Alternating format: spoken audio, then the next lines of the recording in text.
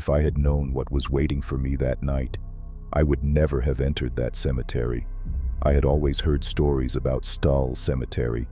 The place was known as one of the 7 gateways to hell, but until then, they were just legends. Or at least that's what I thought. The idea seemed simple.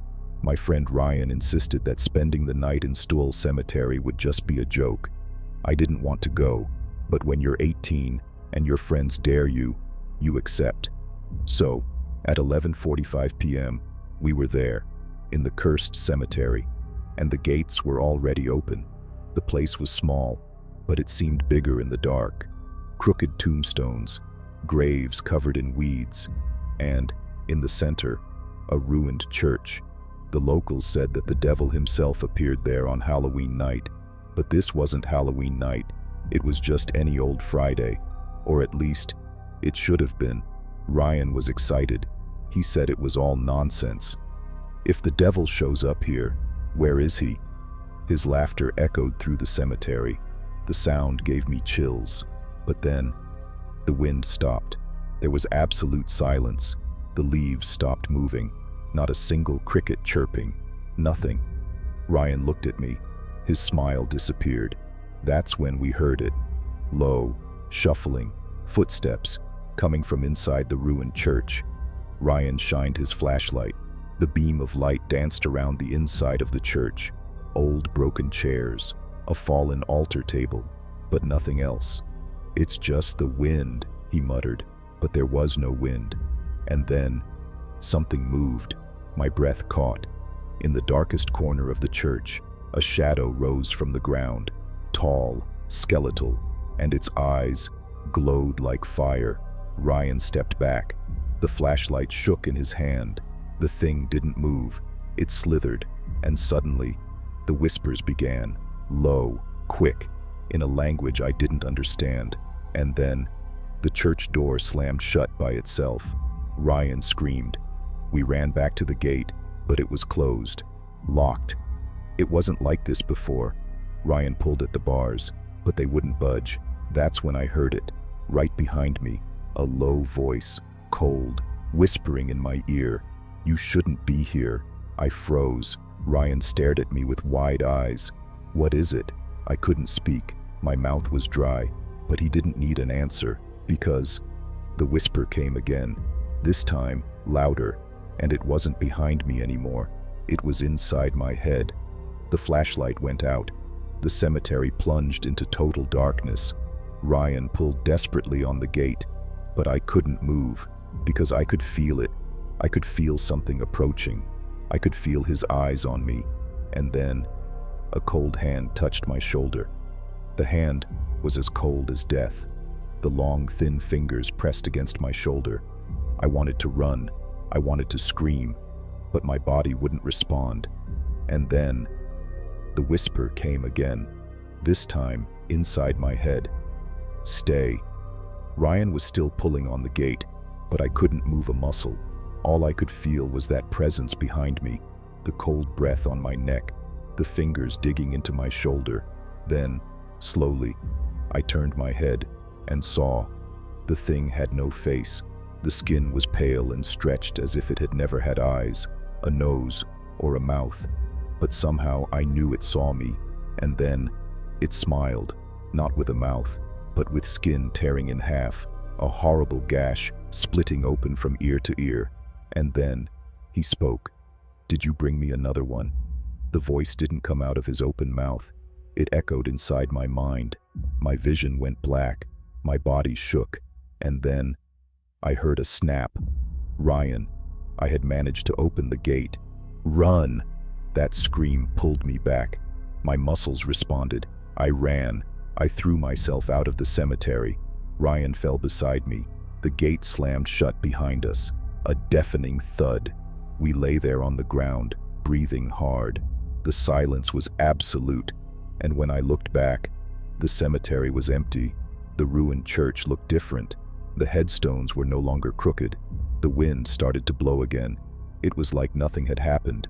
But then Ryan picked up the flashlight from the ground, and his face went pale. He pointed it at me, at my shoulder. I looked, and my blood ran cold.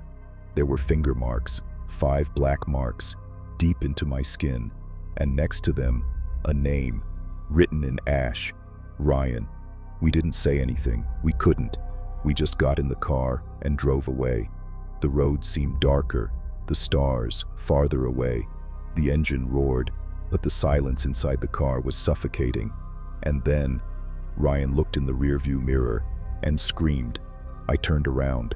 On the side of the road, the silhouette was there, standing, watching, eyes glowing like fire. And then, she raised her hand and pointed at Ryan. I stepped on the gas. The road disappeared beneath the wheels. But when I looked again, he was still there. No matter how fast we drove, he was always there, standing, waiting.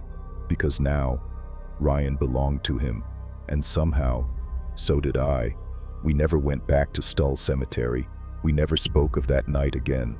But the years passed, and every Friday, at 11:45 p.m., my phone rings. The number is always unknown. And when I answer, a voice whispers, cold and drawn out, "Did you bring me another one?" If there's one thing I've learned from driving the Kansas highways late at night, it's that some things just don't make sense, and some people shouldn't be there. It was around 2 a.m. when I got on K15. The road was deserted, no cars, no lights, nothing but dark asphalt cutting through the endless fields around us. The radio was just a hiss, and the silence was so deep that I started to feel a heaviness in the air. After driving for almost an hour, I saw something up ahead, a white shadow on the shoulder, stopped. I blinked a few times, but she was still there, a woman wearing a long white dress, pale skin, still motionless, dark hair falling over her shoulders. And then she raised her hand. Hitchhiking. My stomach churned. She shouldn't be here. The nearest town was miles away. There were no abandoned cars, nothing to indicate how she got there. And yet, she was waiting for me. I slowed down. I approached slowly. The headlights bathed her face, and then I realized she didn't blink. Her eyes were sunken, and her smile, it was wrong. My chest tightened. I should have kept going, but before I could react, she was already at the passenger window. I didn't see her move. I didn't see her walk. She was just there, skin too white, hands too thin, her dress slightly wet, as if she'd just stepped out of a river. She smiled, a slow, cold smile, and then she spoke, low, in a weak, scratchy voice. "Can you take me?" Every instinct in my body screamed to get out of there, but my hand was already on the door handle, as if something was pulling me. And then I unlocked the car. She got in slowly. She closed the door without making a sound. The air inside the car grew colder. My chest felt heavy, and for some reason, I couldn't look directly at her. "Where are you going?" My voice came out low, shaky. It took her a few seconds to answer, and then she whispered, "Home." The radio crackled. The road seemed darker. The clock on the dashboard blinked. 2:23 a.m., and with every mile I drove, her silence grew more suffocating. Then something happened, something that made me freeze. In the rearview mirror, I saw her feet, and they were not touching the ground. My heart raced. She knew I had seen her, because she slowly turned her face away. Her eyes were now black, and her smile was growing. My throat went dry.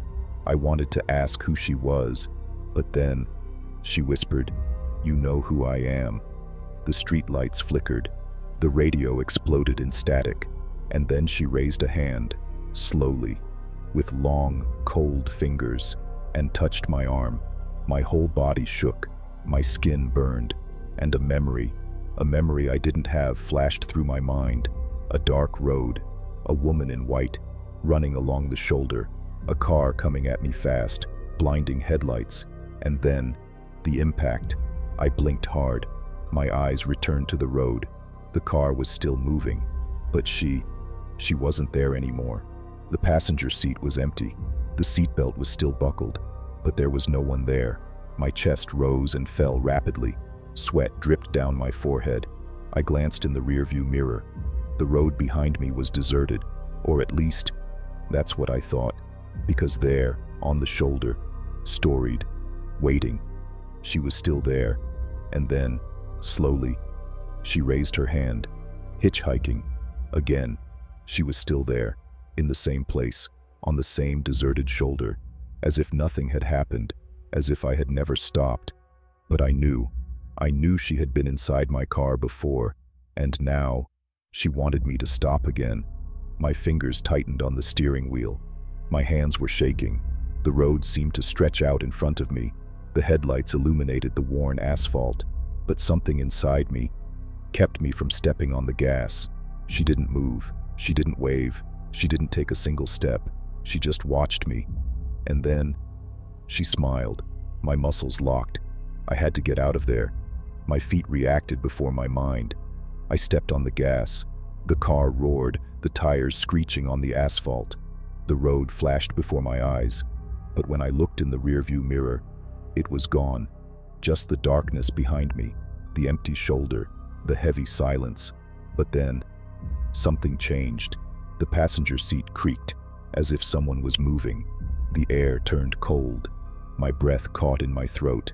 And then, a soft, scratchy voice whispered beside me. "Why didn't you take me home?" I screamed. My arms tightened on the steering wheel. The car skidded on the road. The wheels screeched. The headlights illuminated the desolate fields. And then, everything went dark. I woke up to the strong smell of wet earth. The sound of the engine still buzzed in my head. The road was silent. The car, it was in the middle of a field. The doors were unlocked, and the passenger seat, empty. I crawled out, dizzy, panting. The wind blew hard, shaking the tall grass. I looked around. Nothing. No one. Until, in the middle of the road, I saw it. Wet footprints, following where my car had left the road and stopping right next to the passenger. Fear choked me. This couldn't be happening. I looked at my hands, sweaty, trembling. But then, I noticed something on my arm. A fingerprint. 5 darkened prints. Cold, as if something had held me back at the moment of the accident. And that's when I heard it. Faint, far away, but still there. The sound of footsteps on the road. Coming towards me. I didn't wait. I got into the car desperately. I turned the key in the ignition. The engine didn't start. Again and again. Sweat was running down my face. But when I looked in the rearview mirror, she was behind the car, and this time, she wasn't smiling. Her face was pale and empty. Her eyes were as black as the asphalt. Her dress was wet and torn, and she was getting closer, slowly, unhurriedly, as if she knew I couldn't escape. My vision went black. My breath was short. And then, the car started on its own. The engine roared. I didn't think. I just accelerated. The road disappeared behind me. The speedometer went up. I didn't look in the rearview mirror. I didn't want to see. But I knew she was still there. I knew this wasn't over. And then, my radio crackled. The electricity inside the car flickered, and a voice, her voice, it echoed inside the car, low, almost gentle, but cold as death. "I'm still here." I didn't believe in ghosts, but after that night, I never doubted it again. Sour Castle has always been a mystery to me, an old, isolated mansion, hidden behind rusty bars.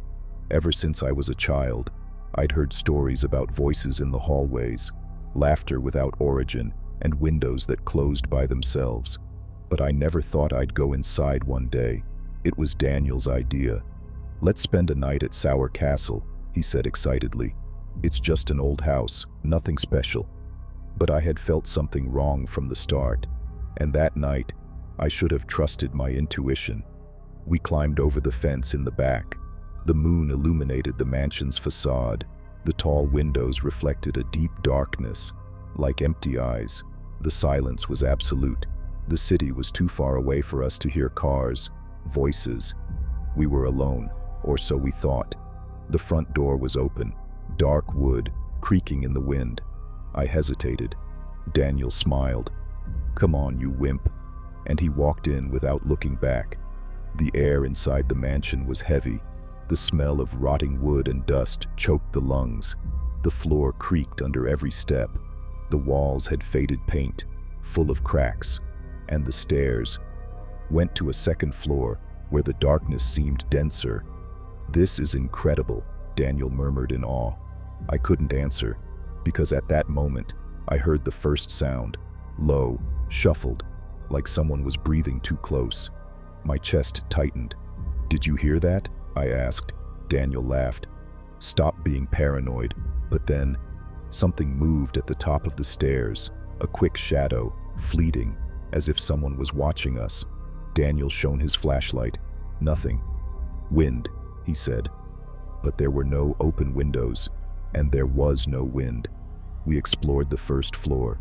Old furniture covered in sheets, a dusty piano, and an old clock. That started ticking by itself. 3 chimes, and then silence. Daniel froze. It was just time, right? But I knew.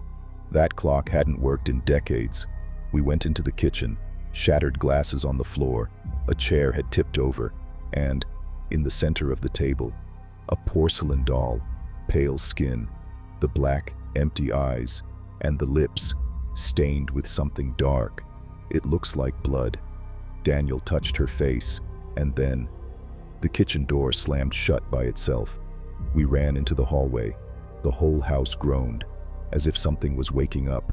And then, from the top of the stairs, footsteps, slow, heavy, and a voice whispered, low, scratched, "You're back." My body froze. The steps creaked. Daniel shined the flashlight, and for an instant, we saw it. A woman standing at the top of the stairs, a long white dress. Her hair was streaming down her face. Her arms were hanging at her sides. And then, she smiled. My heart stopped. Daniel took a step back.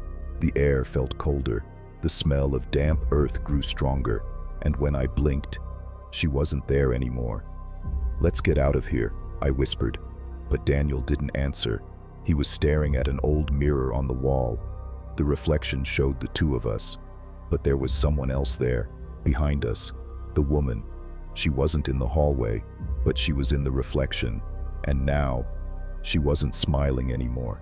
Daniel's flashlight flickered. The glass in the mirror cracked on its own. And then, in the darkness, her voice echoed again. "Why are you back?" That was the last thing we heard before the lights went out, and the mansion closed in around us. The darkness swallowed us. Daniel's flashlight went out. The hallway became an absolute void, and, in that suffocating silence, we heard it. Footsteps, slow, slow, coming down the stairs, coming towards us. My heart was beating so hard it hurt. The only thing that lit up the room was the cracked mirror. The reflection still showed her, the woman in the white dress, getting closer and closer. But when we looked back, the hallway was empty. "Daniel." My voice was just a whisper. He didn't answer. The flashlight flickered again, and then he screamed.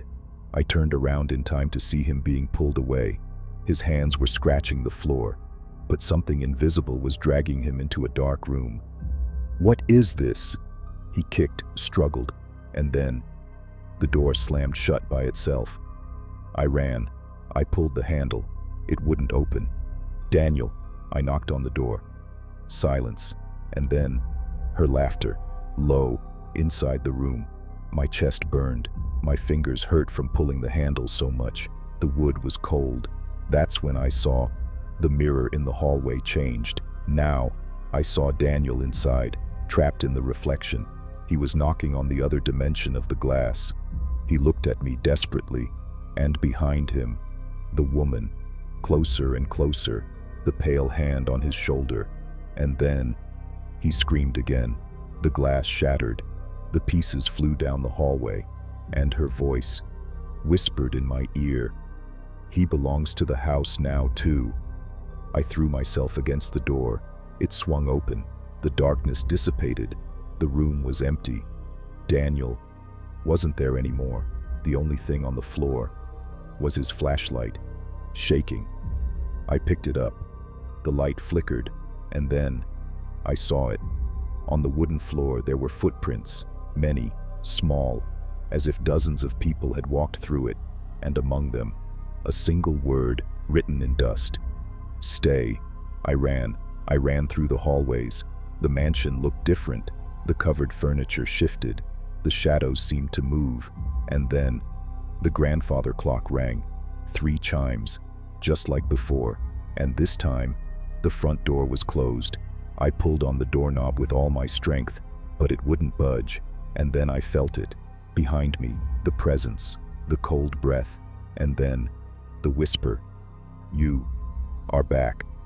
The floor creaked. The furniture shook, and I turned against my will.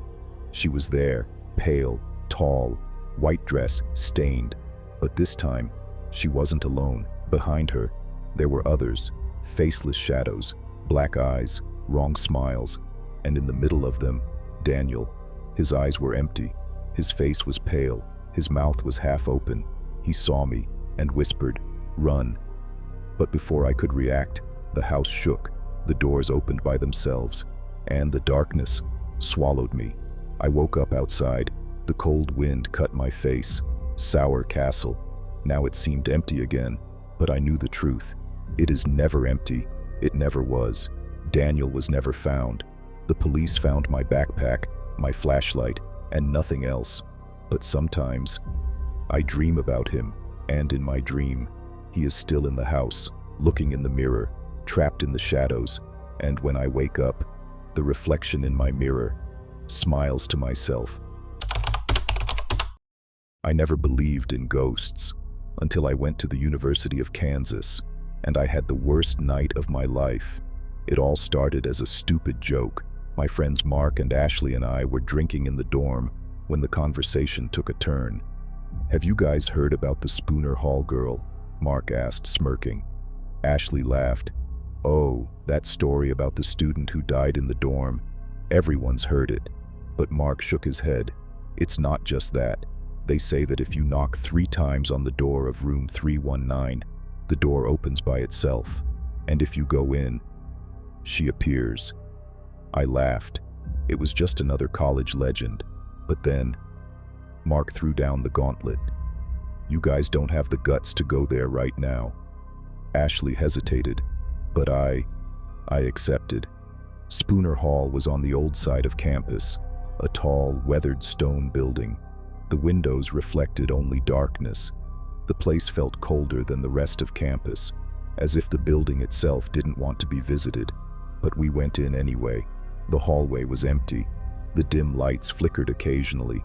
The walls were lined with old photos, the faces of students from the past, all staring at us. And then, we arrived at room 319. The door looked older than the others, and for some reason, it was slightly ajar. Ashley grabbed my arm. Maybe it's best not to, but Mark was already knocking. Once, twice, 3 times. And then, the door opened by itself. The darkness inside was profound. The smell of dust and mold filled my nostrils. Mark laughed. "It's just the wind." But there were no open windows, and there was no wind.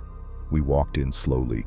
The flashlight on my phone illuminated old walls and dust-covered furniture, an iron bed, a table with dusty books, and on the floor, footprints, small ones, as if someone had walked barefoot there.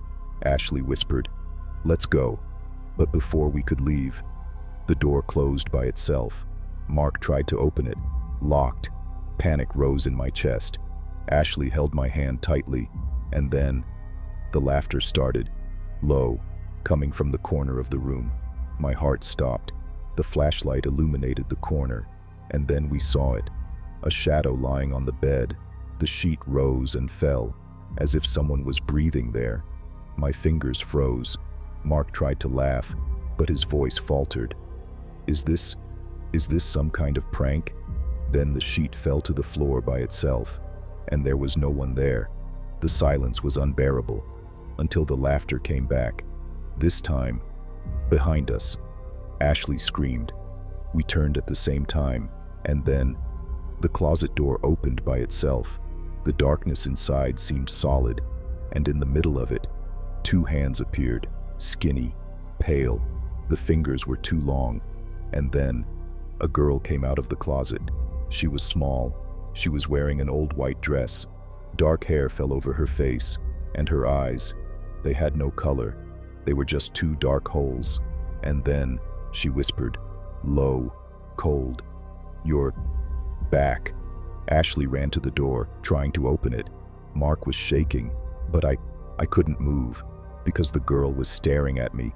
Her pale face tilted up slowly, and then she smiled, but it was the wrong smile, too wide, as if her skin was tearing.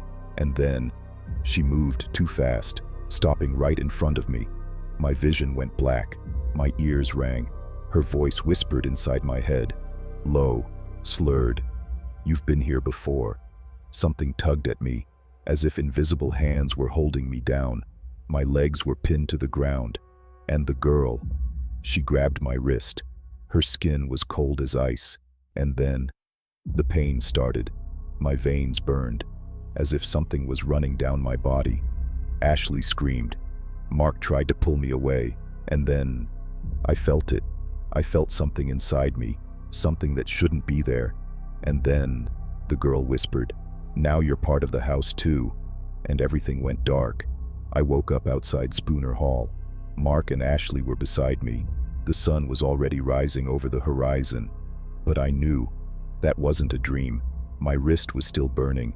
I rolled up my sleeve, and my blood ran cold, because engraved on my skin, there was a number, 319. I never went into that building again. We never spoke about that night again.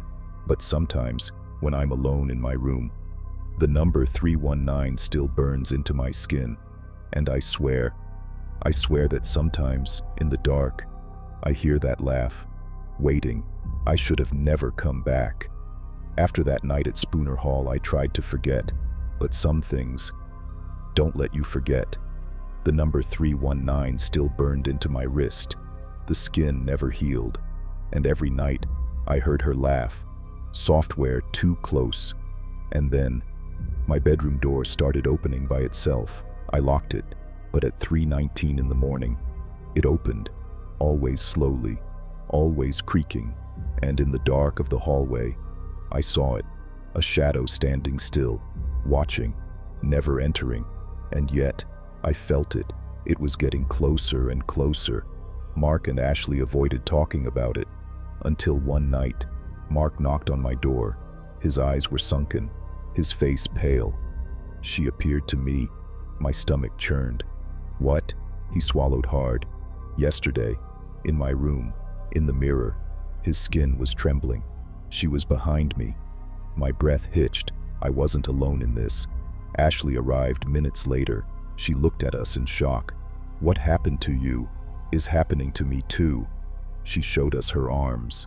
The skin was marked, as if cold fingers had grabbed hold. And then, she said something that made me freeze. I hear her, in my room.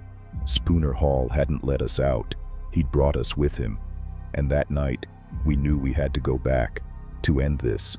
3 a.m., Spooner Hall was dark. The cold wind blew through the broken windows. The hallway lights flickered dimly. And then, we reached room 319. The door was open, as if it had been waiting for us. We walked in slowly. The air was heavy. The mirror was cracked. The bed was still messy. And then, the door closed behind us. Alone. Panic rose in my throat. "Now what do we do?" Mark whispered. And that was when the whispers began, coming from the walls, from the corners of the ceiling, from inside the closet, and finally, from the mirror. The glass shook, the cracks spread, and in the reflection, we saw it. She was there, pale, eyes black, her mouth opened as if she were screaming without sound. And then, she stepped out of the mirror. Ashley screamed. Mark fell back, but I couldn't move. Her eyes were fixed on mine, and then she smiled, the same wrong smile, and whispered, "You're back." My skin burned. The number 319 pulsed on my arm, and then the lights went out. There was only darkness, and the sound of footsteps surrounding us, slow, shuffling, but it wasn't just hers. There were others, many others. An invisible force threw me against the wall. My head spun. Ashley sobbed. Mark tried to hold the door, but then the mirror exploded, and for a second, I saw faces trapped in the shattered glass, sunset eyes, hands trying to get out, students like us, and a whisper, "Stay with us." My heart nearly stopped. We had to get out of there. I grabbed Ashley by the arm. I pulled Mark away from the door. She tried to stop us. Her cold hands touched my face, but I closed my eyes, and for the first time, I screamed with everything inside me. "You won't take us!" The whole room shook. Her shadow vanished. The whisper dissolved. The door opened, and we ran. We left Spooner Hall without looking back. The moon lit up the campus. The night was almost still, but I knew it wasn't the end, because as we walked across the lawn, the windows of room 319 still reflected something, and in the cracked glass, she was still there, watching, waiting, because Spooner Hall never lets anyone go.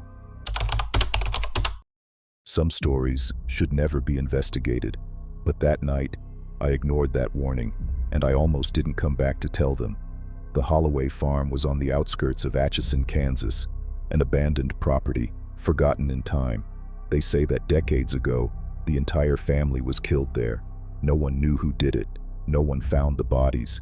But the neighbors, they claimed that when night fell, the voices still echoed across the fields. And sometimes, the lights in the house would turn on by themselves.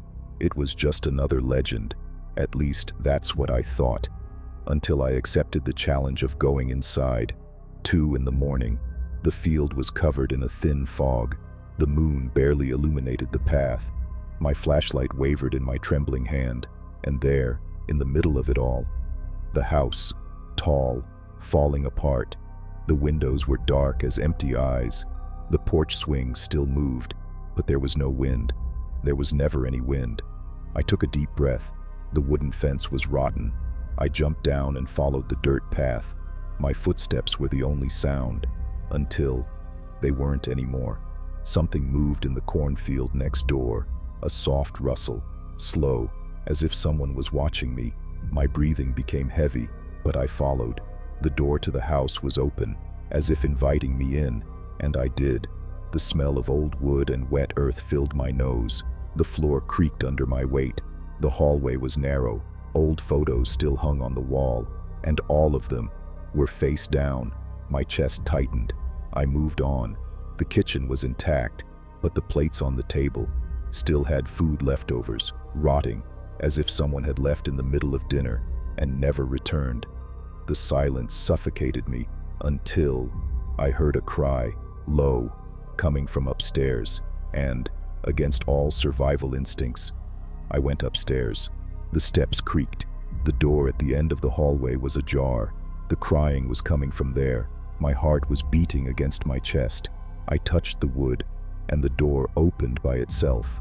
The room was small, an old bed, a stained mirror, and, in the middle of the floor, a child kneeling, her hair falling over her face. Her body trembled. She was sobbing softly. Then, I smelled a strong odor. Blood. My body froze. "Hey," my voice came out weak. The child stopped crying. The silence was unbearable.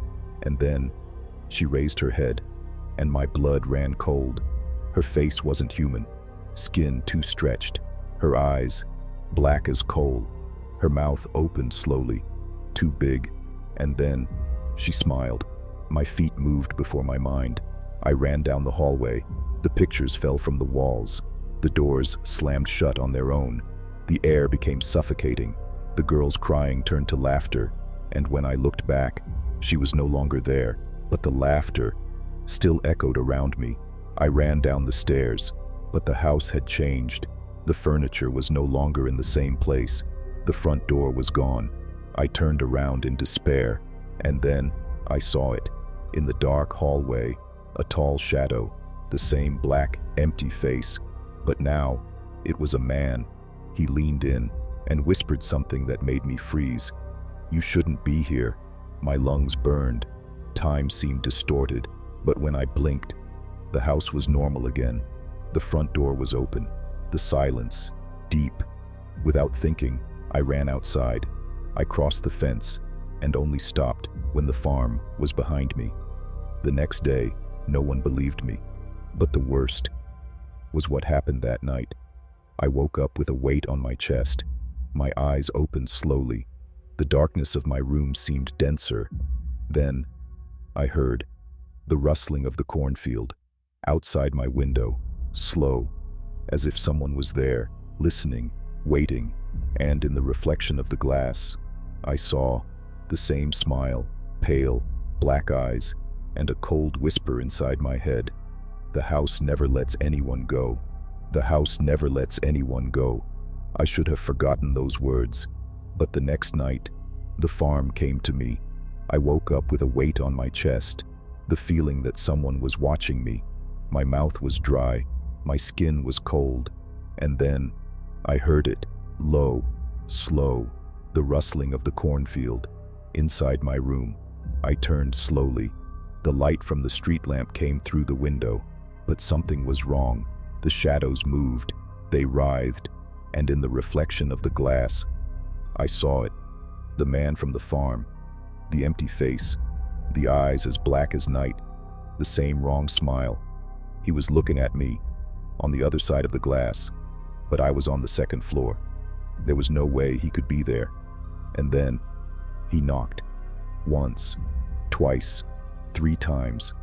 My throat caught. I squeezed my eyes shut. When I opened them again, nothing. The window was empty, but something inside me knew this wasn't over. The next day, I decided to go back to the farm. I needed answers. I got in the car and drove to Atchison. The road seemed longer. Fog covered the fields, and when I pulled up in front of the house, it seemed to be waiting for me. The door was still open. The table was still set, but there was something different. On the wooden floor, a mark, a design carved into the floor, a circle with strange symbols around it, as if someone had performed a ritual there. And in the center, there were names scratched into the wood. My heart raced because the last name was mine. A chill crept up my spine. The air seemed thicker, and then I heard footsteps, shuffling, heavy, coming from upstairs. My breath caught. The steps creaked on their own. I didn't want to look, but I did. And there he was, the man from the farm, standing at the top of the stairs. His eyes were dark as death. His smile was wide, and this time, he spoke. "You're back." The sound came from inside my head. My vision went black. My body felt heavy. And then, I fell to my knees. The walls shook. The air smelled of damp earth. And suddenly, the voices began, low, multiple, whispering, calling my name. And between the whispers, I heard, "You belong to the house now." My hands shook. My skin burned. The ground seemed to open up beneath me. And the man from the farm, he stepped down a step, then another, and another, coming straight toward me, until someone pulled me back. The air rushed into my lungs. My eyes flew open. I was no longer in the house. I was outside. The sun was already rising, and before me, the farm was different, old, worn out, but empty. There was no furniture left inside. The door was no longer open, and the circle, gone. It was like it had never been there. But I knew the truth. The house tried to keep me there, but something, or someone, brought me back, and I never found out what. I went back to the city. I tried to move on with my life, but sometimes, in the middle of the night, I still hear it, the rustling of the cornfield, the sound of footsteps, and when I look out the window, for a second, I think I see it, his silhouette, still waiting, because the farm may have let me go, but it still wants me to come back, and one day, I know I will.